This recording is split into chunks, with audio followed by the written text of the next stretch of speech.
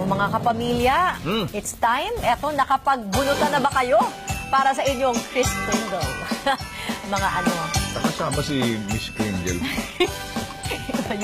Dahil kapamilya, Kilala akong Chris pero hindi Kringle. 29 days na lamang. Oh, 29. Pasko na. You know, it's getting nearer. No, alam mo, But kaya it will sabi pass. nga... It will also pass. Hindi, sabi nila, Ano po? bakit daw hindi nararamdaman ng Pasko? Kasi mainit. Ganun. Oo. Kasi kung malamig ngayon, nadadam natin yung simoy ng hangin Pasko, malaalala mo, Pasko na. Ngayon, nakala nila summer.